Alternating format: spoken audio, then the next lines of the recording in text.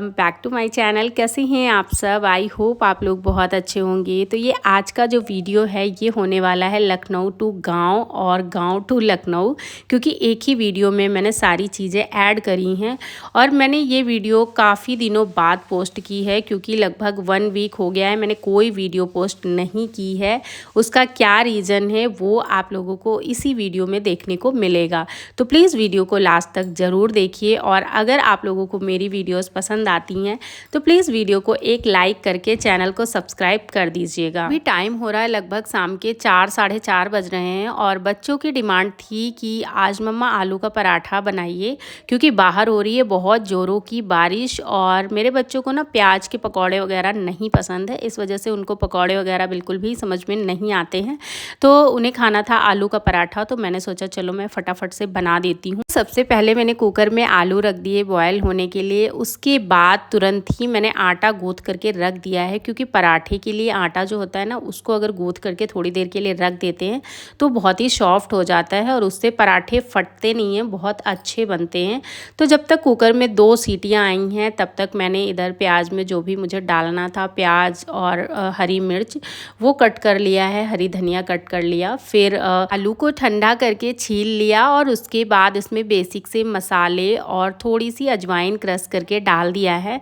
उसके बाद जो मैंने प्याज और हरी मिर्च, हरी धनिया कट करके रखी थी उसको इसी में ऐड कर दिया है। अब इसका बढ़िया वाला भरता बना दूंगी। तो हरी मिर्च मैंने थोड़ी सी कम डाली है, क्योंकि वो दांतों के नीचे फिर आती है, तो बच्चे मतलब खाने में उनको थोड़ी सी प्रॉब्लम होती है।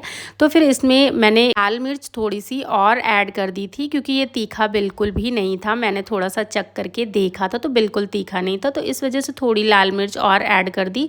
और फिर तवा चढ़ा दिया है और आलू के पराठे बनाना स्टार्ट कर दिया है। अगर आपसे आलू के पराठे नहीं बनते हैं या बेलते टाइम फट जाते हैं, तो मैं आज आप लोगों के साथ शेयर करने वाली हूँ एक बहुत ही बढ़िया सा ट्रिक। तो सबसे पहली जो चीज़ है वो है आटे को थोड़ा सा सॉफ्ट रखना होता है। जैसे हम रोटी के लिए आटा बनाते हैं तो वो थोड़ा सा हार्ड भी होता है, तब भी रोटियाँ अच्छी बनती हैं। बट पराठे के साथ ऐसा नहीं होता है। पराठे के साथ अगर आटा थोड़ा हार्ड होता है तो पराठा बेलते टाइम फटने लगता है। तो सबसे पहली जो चीज़ है वो आटे को आप थोड़ा सा सॉफ्ट गूँथिए। अगर आपका आटा थोड़ा हार्ड है तो उसको 10 मिनट के लिए रख दीजिए, फिर वो अच्छा हो जाता है, सॉफ्ट हो जाता है, पराठे बनाने लायक हो जाता है। दूसरी चीज़ ये है कि जब हम लोई में भरते को भरते हैं तो उस टाइम पे बेलन की बजाय हाथों से आप उस लोई को दबा दबा करके बड़ा कर लीजिए। जितना हो सकता है उतना बढ़ा लीजिए, फिर बेलन से बेलिए, तब आपके पराठे बिल्कुल भी नहीं फटेंगे। आप लोगों ने देखा कितने अच्छे से सारे पराठे बन गए हैं और एक भी पराठा फटा नहीं है। उसके बाद यहाँ पर मैं दिखा रही हूँ आपको थोड़ा सा बाहर का एरिया। देखिए यहाँ पे कितनी तेज़ बारिश हो रही है और बच्चे यहाँ पे इंजॉय कर रहे हैं, गेट खोल करके बैठे हुए हैं। और यहाँ पर आद्या मुझसे कह रही थी कि मम्मा मुझे भी आना है आपकी वीडियोज़ में। वैसे इसका जब मन नहीं होता तो नहीं आती है, और जब मूड थोड़ा अच्छा होता है तो कहती मम्मा मुझे भी वीडियोज़ में आना है। उसके बाद बारिश बंद हुई और हम लोग निकल आए हैं गांव, क्योंकि यहाँ पर है श्री रामचरितमानस का पाठ हो रहा है और कल है भंडारा। तो हम लोग एक रात पहले आए हैं, और यहाँ पर आप लोग देख सकते हैं, अभी आप लोगों को आवाज़ आ रही होगी कि यहाँ पे हो रहा है रामायण का पाठ।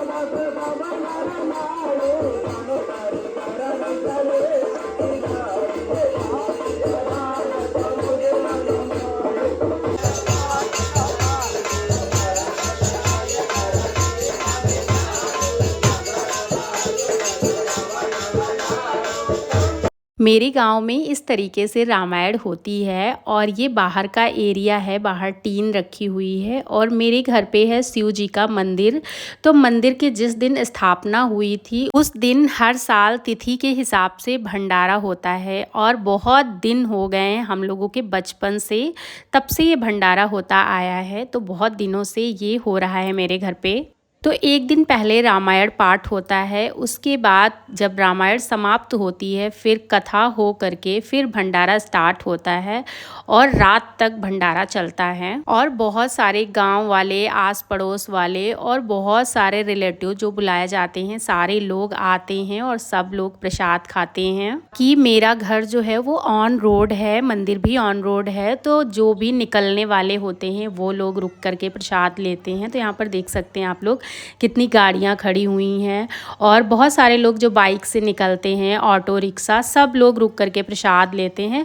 और गांव में तो 2-4 गांव में भी पता चल जाता है कि वहाँ पर भंडारा है, तो सब लोग आते हैं, मंदिर में दर्शन करते हैं और प्रसाद लेते हैं। और हमारा जो गांव है वो पड़ता है बाराबंकी में। तो अगर आप लोगों में से कोई लोग बाराबंकी के हैं तो प्लीज़ कमेंट करके ज़रूर बताइएगा मुझे।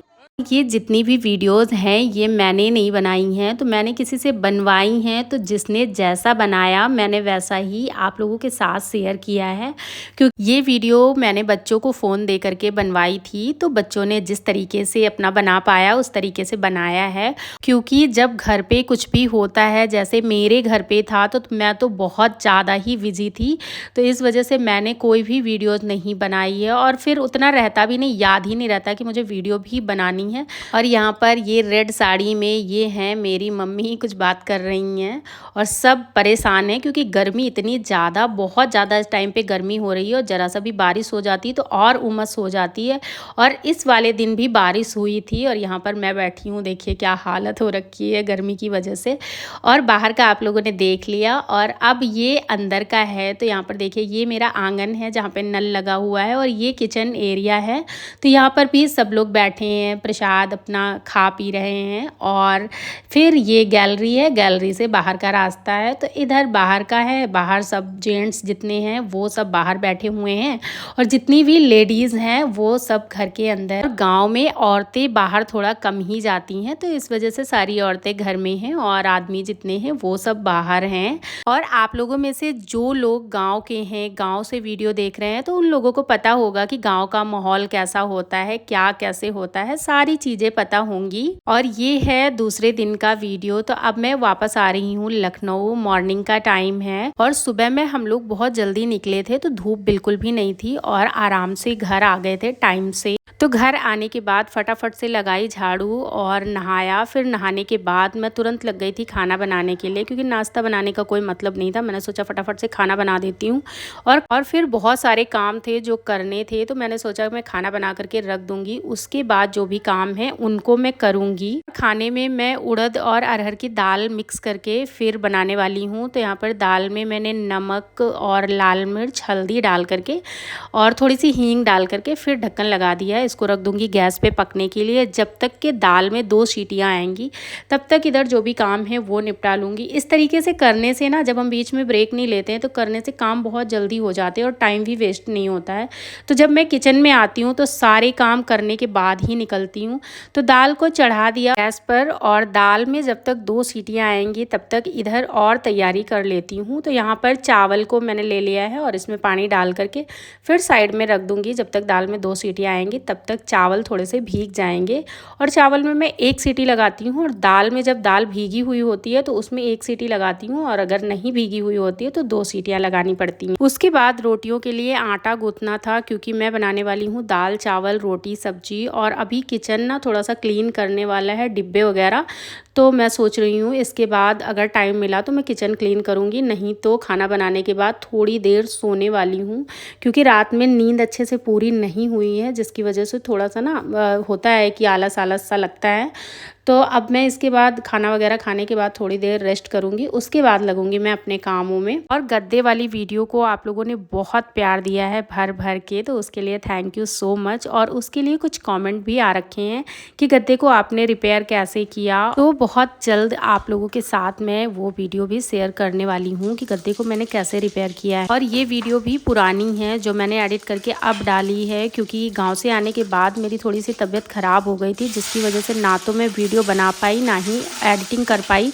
तो कुछ वीडियोस जो मेरे पास पहले से हैं उनको मैंने एडिट करके डाला है, आप लोगों के साथ शेयर किया है। जब आपका रूटीन कंटिन्यू चलता रहता है तो चलता रहता है, बीच में जब ब्रेक हो जाता है तो वापस से रूटीन में आने में थोड़ा सा टाइम लगता है। तो वही मेरे साथ है। कहने को तो मैं 2 ही दिन के लिए गई थी, लेकिन रूटीन मेरा थोड़ा सा ख़राब हो गया है, वापस आते आते थोड़ा टाइम लगेगा। बट अब ऐसा नहीं होगा, क्योंकि बीच में मैंने काफ़ी लंबा ब्रेक ले लिया जो मुझे नहीं लेना चाहिए था।